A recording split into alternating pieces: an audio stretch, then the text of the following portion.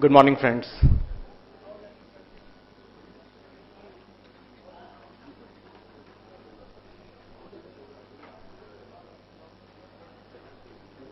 Thanks a lot for taking time out for today's seminar.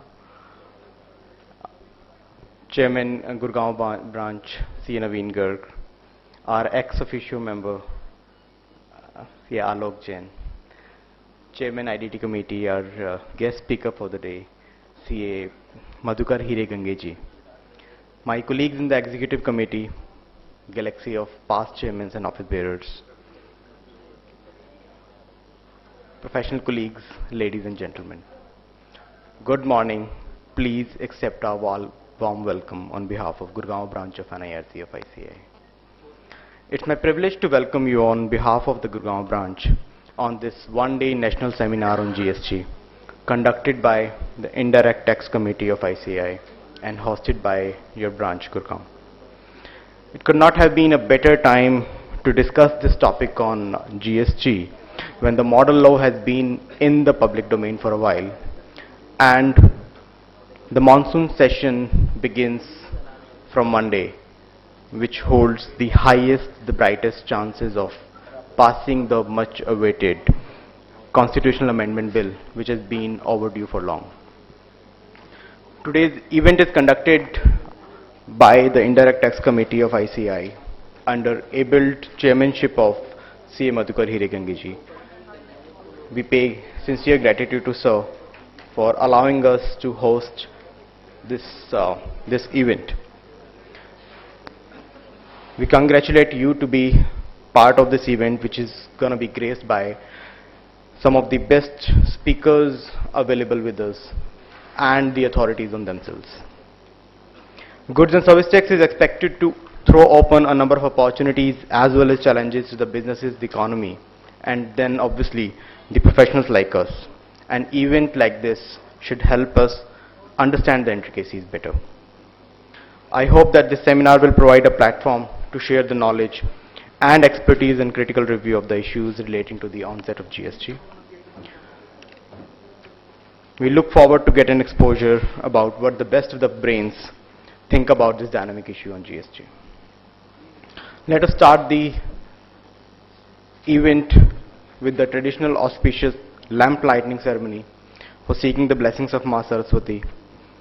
I request the dignitaries to please come forward for the same, followed by the motto song of ICAI.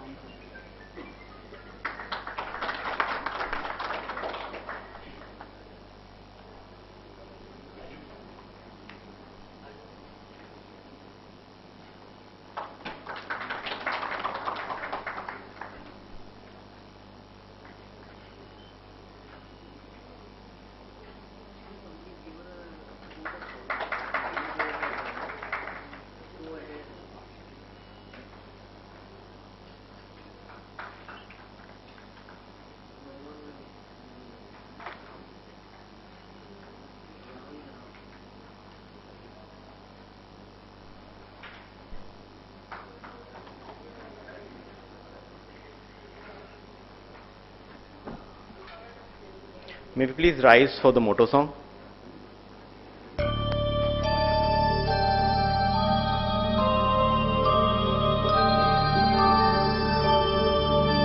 य एष सुप्तेषु जाग्रति य एष सुप्तेषु जाग्रति कामं कामं कामपुरुषो पुरुषो निर्मिमाणः निर्मिमाणः तदेव शुक्रं तद्ब्रह्मा तदेवामृतमुच्यते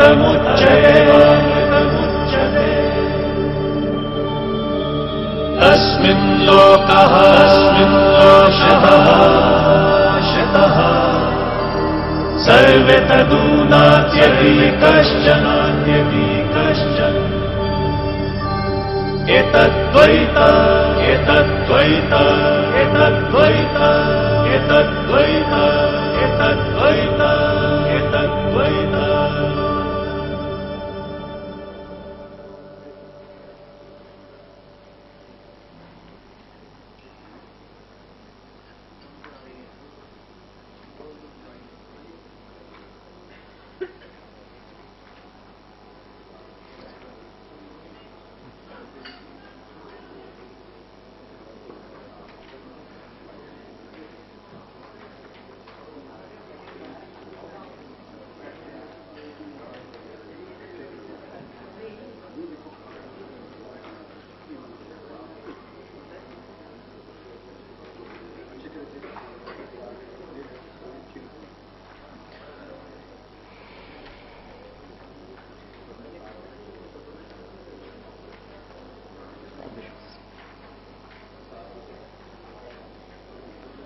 May I request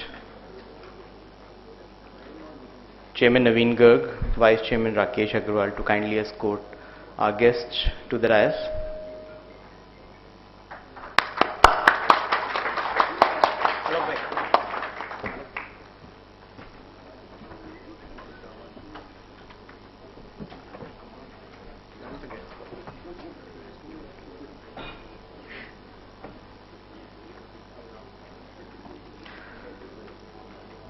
May I request CA Manoj Sharma to please come forward and welcome our guest speaker for the day.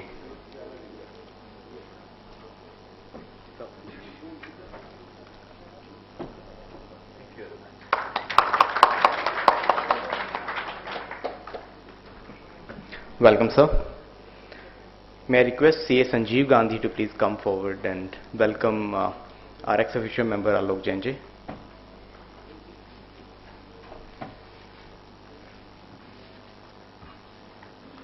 Come. Sanjeev. Come.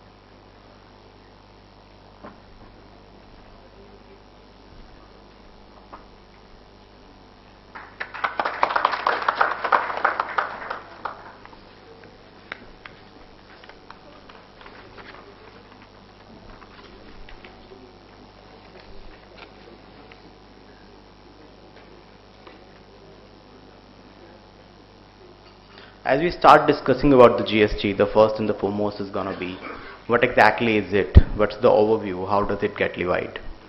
We have amongst us the Chairman Indirect Tax Committee, CA Madhukar N. Hiregangeji, who is the founder partner of the firm Hiregange and Associate, which established in 1988 in Bangalore. Sir has a long-standing experience of specialization in indirect taxation, presently serving as Central Council member for the firm 2016 and 19, and is the chairman of Indirect Tax Committee of ICAI. Sir has jointly authored more than 16 books on GST, Central Excise, Service Tax, Central Sales Tax, Karnataka VAT, Excise and Service Tax Audit, and has delivered more than 400 sessions on various topics under indirect taxes. Sir is involved in efforts to make the indirect tax law in India simple, certain, and fair, and creating an awareness of the employment and earning potential of knowledge of indirect tax in India. May I request Sir to please come forward and address the workers gathering here.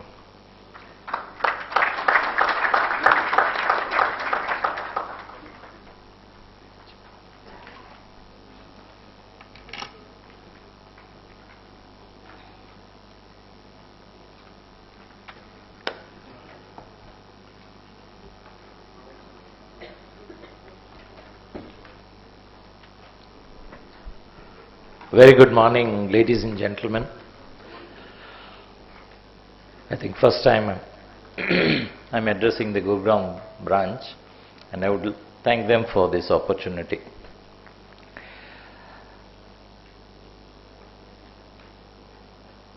The potential of indirect tax as an impact on industry is 3 times that of income tax.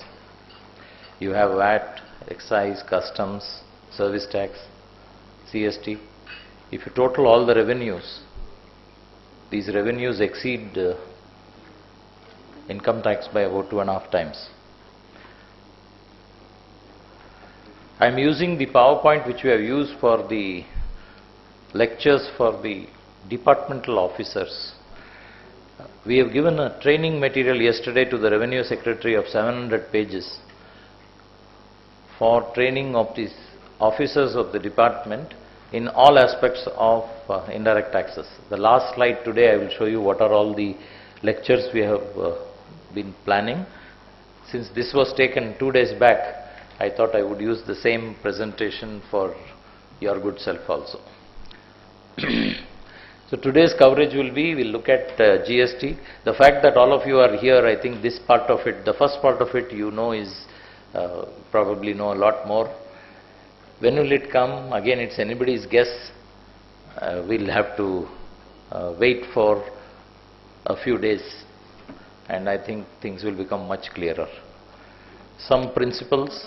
Now, I'm not going to get into details. I'm only going to take the levy and the supply. Rest will be taken by the other speakers. But I would be speaking on the impact. Some of it would repeat in the sense that where one trader, the advantage for the trader could be an advantage for the manufacturer, like that. So there could be some repetitions there. So we look at the broad categories of manufacturer, service provider and trader. What are the implementation challenges and what are the benefits, and of course the winding up slides which are relevant to us, how to do this practice. The initial slides I'll go a little faster because these are all knowledge slides. Most of it you would have read, and it's there in your material which has been shared with you also. The GDP growth is expected to go by 1%. When initially GST was announced, my prediction was 4%. It would go up by 4%. Then some things got cut, then I made it 3, 2. Now I am going with the government's figure of 1% only. But this 1% figure was there right from the beginning. Because GST is not coming in its pristine form. It's not coming in its pure form. It's coming in a very impure form. It's been severely cut down.